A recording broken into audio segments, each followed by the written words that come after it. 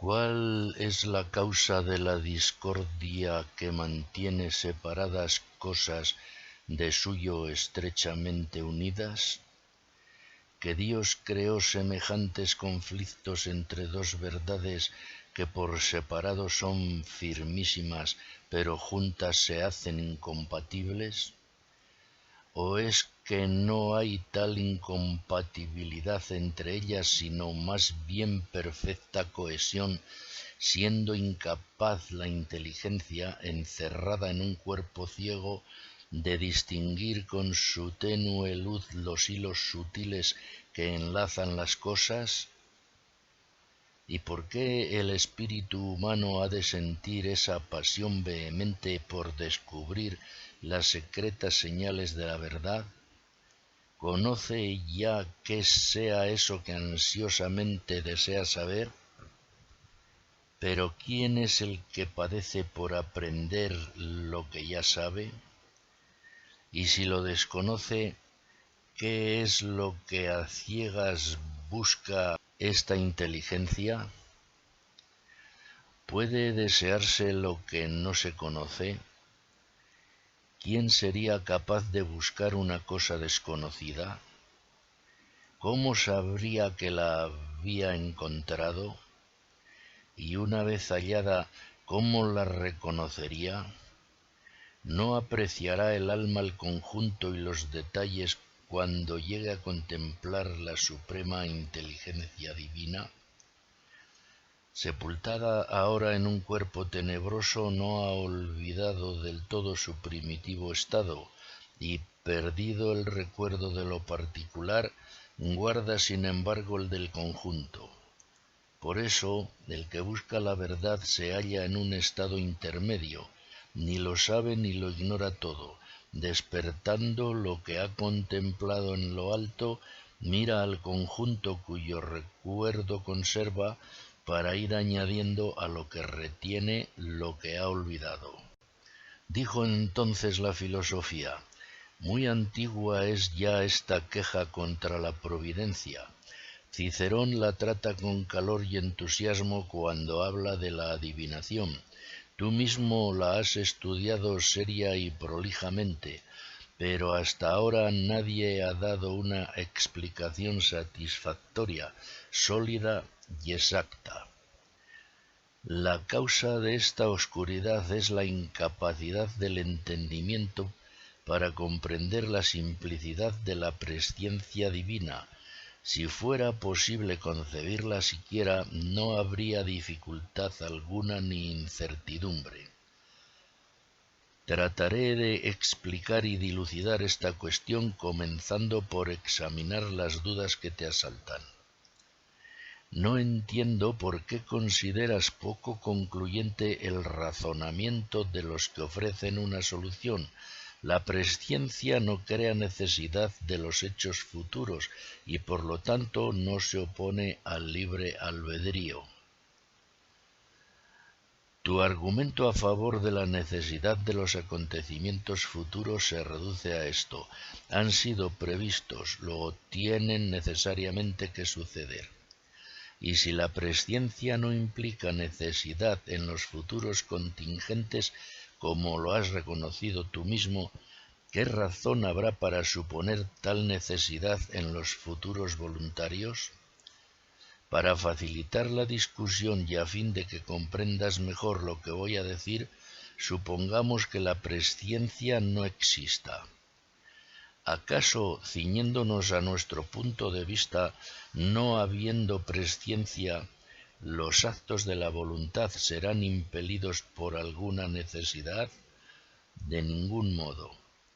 Supongamos ahora que exista, sí, la presciencia, pero que no impone necesidad alguna a los acontecimientos futuros. Entiendo que la libertad de la voluntad seguirá intacta y absoluta. Pero dirás: si bien la presciencia no implica necesidad en los futuros, no obstante es señal de que necesariamente habrán de realizarse. En tal caso, aun no existiendo la presciencia, resultaría ser necesaria la realización de los hechos futuros, porque el signo indica lo que ya existe, pero no lo produce.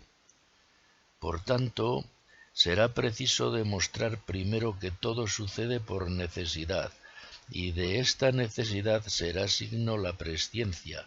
De lo contrario, si la necesidad no existe, la presciencia no podrá significar una cosa irreal. Y para que una demostración sea sólida, no se ha de fundar en los signos o argumentos externos, sino en razones necesarias e intrínsecas. ¿Cómo puede ser que los acontecimientos previstos no se verifiquen? Ello equivaldría a suponer que aun teniendo Dios presciencia de los hechos futuros, éstos no habían de llegar a cumplirse, o mejor, que aun cuando se realizasen, no había en su naturaleza ninguna causa intrínseca que los hiciera necesarios. Fácilmente encontrarás por ti mismo la respuesta. Tenemos a la vista cierto número de actos mientras se están realizando. Por ejemplo, el espectáculo de los aurigas que conducen y dirigen sus cuadrigas y otros parecidos. ¿Hay alguna causa por la que necesariamente estos hechos se hayan de desarrollar como los vemos? Ninguna. El esfuerzo del arte sería superfluo si todos los movimientos se hubieran de realizar por la fuerza o la necesidad. Un hecho que no obedezca a necesidad alguna en el momento de producirse tampoco tuvo necesidad de existir antes de que se produjera. Luego hay acontecimientos que deben verificarse y cuya realización está libre de toda necesidad. Porque nadie dirá que un hecho que se ha verificado no estaba en camino de realizarse antes de que sucediera. He aquí, pues, un hecho previsto y cuya realización es libre. Porque si el conocimiento del presente no implica la necesidad de los hechos que se verifican, la presciencia de lo porvenir tampoco supone la necesidad de los futuros. Pero la dificultad, dirás, está en saber si puede darse presciencia de hechos cuya realización no sea necesaria. Porque en esto se ve algo contradictorio. Parece que la presciencia lleva consigo la necesidad. La no necesidad excluye la presciencia. Por otra parte, sólo se da conocimiento cuando se trata de cosa cierta. Si se prevén como ciertos los hechos cuya realización sea incierta, en ello habrá conjeturas confusas y no ciencia verdadera de la realidad, porque juzgar de las cosas de distinta manera de como son es contrario al rigor del conocimiento científico. El error está en pensar que todo conocimiento arranca exclusivamente de la esencia y naturaleza misma del objeto. Y sucede puntualmente lo contrario. Todo objeto conocido es apreciado no en función de su esencia, sino en función del sujeto cognoscente. Brevemente te lo explicaré con un ejemplo. Una misma forma redonda de un cuerpo es apreciada de diferente modo por la vista que por el tacto. La vista desde lejos percibe la esfericidad o redondez en su conjunto. El tacto, por el contrario, ha de acercarse y aplicarse al cuerpo que examina para poder apreciar que es redondo. Al hombre mismo lo ven de diferente modo los sentidos, la imaginación, la razón y la inteligencia. Los sentidos se limitan a conocer la forma que recibió una materia dada. La imaginación sólo atiende a la forma sin cuidar de la materia. La razón va más allá y por un examen comparativo y general determina la especie de cada individuo. La inteligencia contempla las cosas desde mayor altura y pasando de la esfera de lo universal, intuye las formas simples en sí mismas, penetrándolas con su luz. Y has de tener presente que el conocimiento de orden superior incluye también al inferior, pero no a la inversa. En efecto, los sentidos nada pueden fuera de la materia. La imaginación no llega a los caracteres universales ni la razón a las formas simples. En cambio, la inteligencia, como desde una atalaya, conocida la forma simple, distingue todo lo que a ésta se refiere, y esto por el mismo proceso que sigue al conocer las formas simples, a las cuales solamente ella puede llegar. Los caracteres universales que aprehende la razón, las formas que contempla la imaginación, las impresiones que proporciona la materia, todo, en una palabra, lo alcanza la inteligencia y sin necesidad de la razón, de la imaginación ni de los sentidos, sino mediante el acto mental uno y simple con el que todo lo ve bajo la idea de forma o tipo.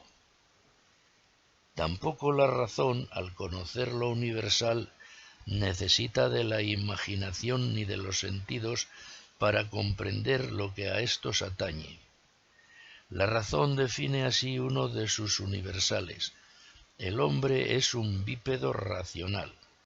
Si existe una noción universal, todos entienden que se trata de algo que cae dentro de los dominios de la imaginación y los sentidos, pero no son estos los que le dan su carácter de universalidad, sino la razón, mediante su trabajo propio, que es la abstracción. También la imaginación comienza por mirar a los sentidos para ver y representarse las formas, pero pronto deja a aquellos para examinar todo lo sensible mediante un conocimiento que procede no de los sentidos, sino de la misma imaginación. ¿Ves ahora cómo en todo proceso cognoscitivo se pone en juego la actividad del sujeto o facultad que conoce y no la del objeto? Y es natural que así suceda, porque siendo el juicio un acto del que juzga, necesariamente lo ha de realizar en virtud de su propia potencia y no por actividades externas.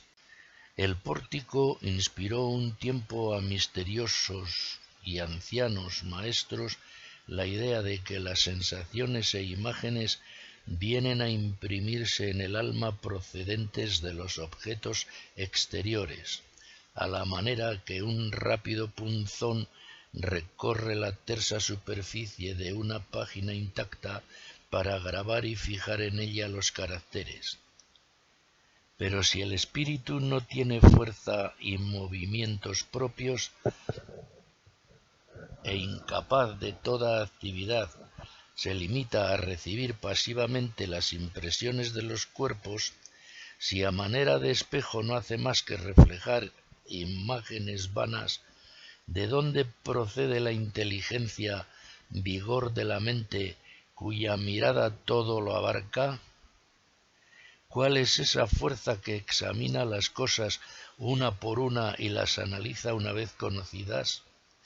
La cual, después de analizar, hace la síntesis y siguiendo alternativamente uno y otro camino, ya se eleva hasta las cumbres, ya desciende hasta las cosas más pequeñas, y juzgando por sí mismo puede confundir el error por medio de la verdad. Es una potencia muy superior para que se limite su actividad a recibir impresiones de parte de la materia. Y, sin embargo, para el impulso inicial, para poner en movimiento las fuerzas del espíritu, es necesaria una impresión corpórea. La luz debe herir los ojos, el sonido ha de llegar hasta el oído, Después se despliegan las energías de la mente, refréscanse las ideas innatas, se las compara con impresiones análogas, aplicándolas a signos exteriores y relacionando con las imágenes sensibles las formas simples que en su interior posee el alma. En la percepción de los objetos, los órganos de los sentidos han de recibir las impresiones externas, siendo necesario que a la actividad del espíritu preceda una sensación física que atraiga la acción de la inteligencia y despierte las formas en ella dormidas. En estas condiciones, para la percepción, el espíritu no es informado por las sensaciones, sino que de los datos que éstas le proporcionan juzga con su propia luz. Con mayor razón hemos de inferir que los seres libres de toda influencia corpórea e independientes del mundo externo para formular sus juicios pueden bogar a velas desplegadas dejando en libertad su inteligencia. Por eso, en el conocer hay tantos grados como clases y diferencias de seres. En efecto, la sensación es el único conocimiento que pueden tener los vivientes inmóviles, como los que viven fijos a las rocas o en el fondo del mar.